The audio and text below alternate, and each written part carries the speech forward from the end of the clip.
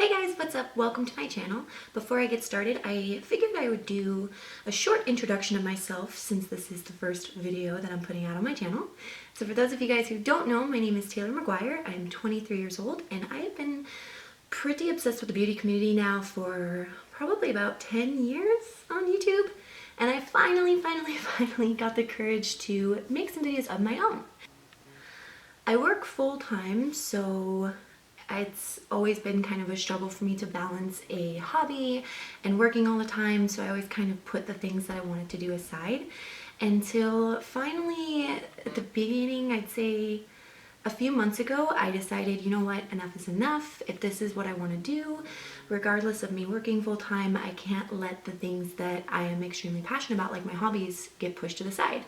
So that being said, my plan is to get videos out at least once or twice a week, as long as I have time to film on my days off and edit during the week. That is kind of the plan.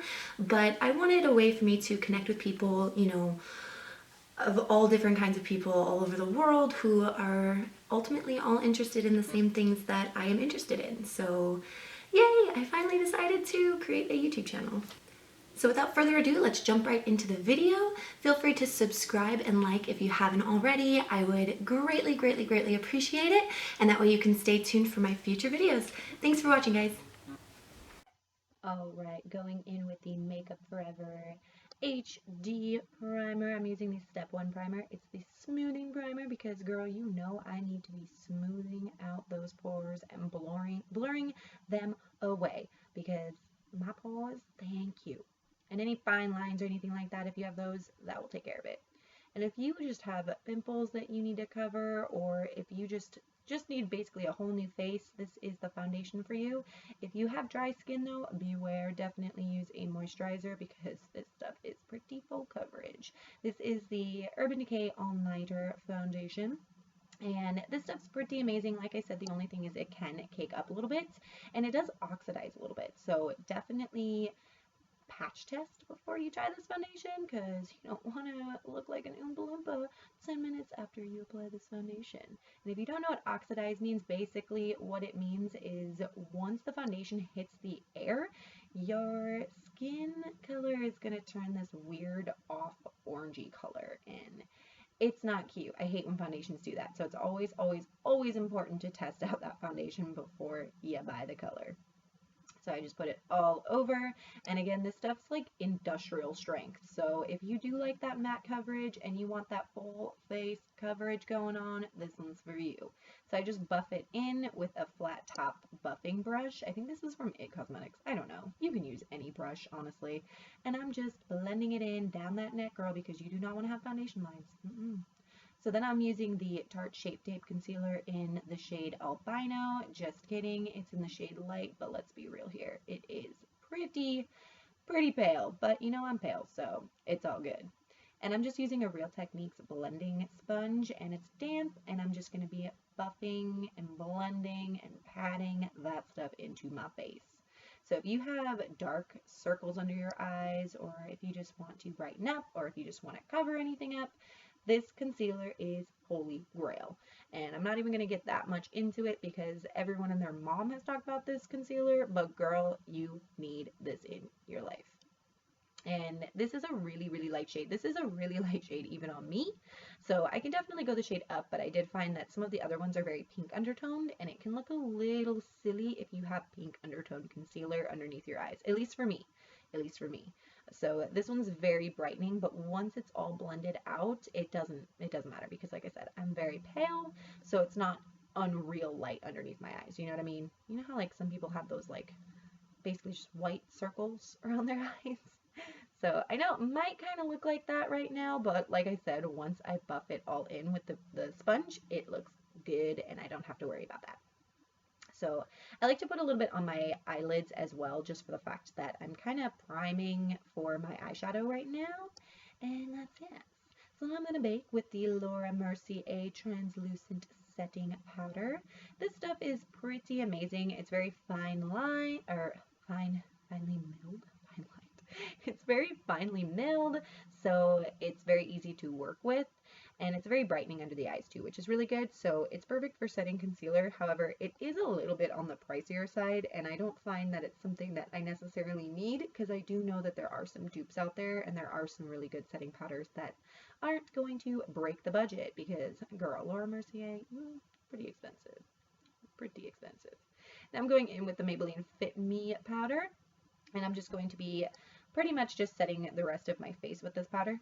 And I'm sorry, you guys, I totally forgot to film the first section of me building up the crease, but I'm using the Too Faced Chocolate Bar palettes, and I'm going in with Salted Caramel, and I'm building up that crease shade right now. And I also dipped a little bit of milk chocolate into that too, just to kind of deepen it up a little bit. And I'm just going back and forth, blending until my fingers feel like they're going to fall off, literally. So just lightly blend, and I'm going in with a better crease brush. It's a little bit smaller, so it gets tighter in there. And I'm just going back and forth with those windshield wiper motions, back and forth, and I'm really building up that color, you guys. I'm barely putting any color on the brush, just for the fact that I don't like going super heavy-handed with my eyeshadow, because I feel like if you are a little bit more prone to mistakes, that's how you're gonna make it, and it can just look super messy. So I like to slowly but surely build up the color. And that's why I didn't speed up the eyeshadow process that much for you. I mean, I did cut some portions out, but I really wanted to emphasize the fact that I'm taking my time and going really slowly when it comes to the blending process, because that is how you're going to get the perfect smoky eye. Now, I know this looks a little crazy. Okay, so bear with me here, but I'm going in with the darkest color in the Too Faced Chocolate Bar palette, and I'm going to be patting that onto my eyelid. And again, I don't like going in with just globs of color, so I'm building it up here, okay? You guys can go heavier handed if you guys want to, but I personally don't like to do that. And I'm just putting that on the eyelid, and I know it doesn't look good, okay? It does not look good right now, but don't you worry, because that's the beauty of blending. So I'm going to take that brush that I had in the beginning, and I'm just going to start blending that color in, and I'm going to kind of start blending it upwards so that way it can blend nicely with the crease colors. How many times can I say blend? I don't think I can say it enough.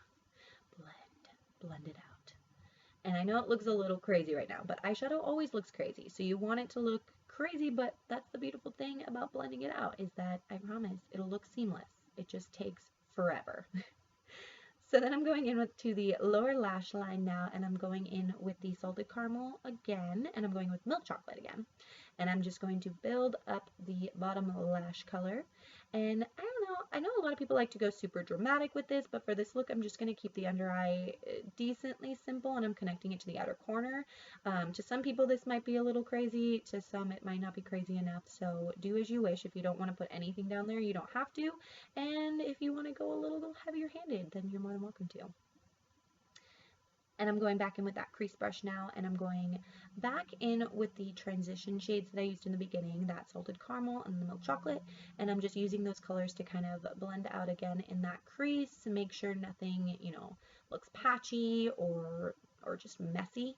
And this is just going to tighten that up and just really seamlessly blend into the crease.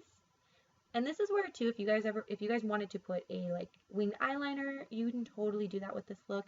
I didn't, just for the fact that I just wanted to keep it a very smoky look. I didn't want to add a winged eyeliner, but if you do, you totally can. And so I'm going in with a little bit of the light color, that white chocolate color in the Too Faced Chocolate Bar palette. And I'm just kind of lightly going around, and I'm just sort of cleaning up the edges. And I put my mascara on. Sorry, I know. Sorry, you didn't watch me put mascara on, but it's just not a cute face when I do. And I'm going in with contour, and I'm using the Kat Von D's contour palettes, and I'm just using the lightest shade, and I'm going very light-handed, because I want to go a little bit heavier with the bronzer today, so I didn't want to go too dramatic with the contour. So now I'm going in with a different brush, and I'm going in with my favorite bronzer at the moment, and that is still the Physicians Formula Butter Bronzer. And what I'm doing is I'm just building it up, you guys. Like, again, just like the eyeshadow, I am building it up. And Beyonce's playing, so how can I not dance while I'm getting my cheekbones in order? You know what I mean? How can you not dance to Beyonce? So I'm going pretty heavy on the temple area as well, and I'm just connecting it to my cheekbones. I love that really bronzed temple look. I don't know why, but I do. I just think that it pulls the whole look together, in my opinion, when you just, you know, blend it all in everywhere over your face. So, yes, Beyonce, so good. It's Love on Top. Come on. Come on, it's the best song ever. And I'm still going in with that bronzer, you guys. I'm so sorry, but I just wanted to show you guys how slowly I'm building it up, because again, if you go a little bit too heavy-handed, especially if you're light-skinned, it can be a little crazy. Speaking of light-handed, this is the e.l.f. Blush palette. Go very, very light-handed with this palette, you guys, because it is extremely pigmented and you don't want to be looking crazy. So I'm going in with now with the Tarte Twinkle palette, and this is just to highlight a little bit on the cheekbones, and then we're going to go on the Cupid's bow and maybe like the tips of the nose. We'll see. This is a really nice highlighter just for the fact that you can build up the color. You can make it super dramatic, blinding, like NASA in outer space, or you can make it a very everyday kind of like glow from within. That's kind of what I did today. I didn't want to go like too crazy with the cheekbones today, because I went a little crazy with the bronzer, so I didn't want to go crazy with the highlighter. You know what I mean? Now, just to top everything off, I'm going in with ColourPop's Liquid Lip here, and this is in, oh my gosh, I think it's called like Avenue? Correct me in the comments. And I'm going in with this color. This is the Ultra Matte Lipstick by ColourPop, and this stuff is exactly what it says it is, you guys. It's ultra matte. So if you guys have not used the ultra mattes in the ColourPop collection, just be warned that if you guys have very dry lips, this one might not be for you, but the Ultra Satin lips are amazing. I love it. It's a very, very deep, kind of sultry, vampy red. And I'm just going, again, taking my time. If you guys make any mistakes, that's okay. You guys can always fix the mistakes. I always do. I'm going in on the top, and this is just a really nice, I feel like, winter color. During the summertime, I like to use like a brighter red, but this is a very dark, vampy red. And that completes the look, you guys. This is my vampy Valentine's Day look. I hope you guys liked it. Definitely don't forget to subscribe, follow me on Instagram, and follow me on Snapchat, and I'll see you in my next video. Bye, guys.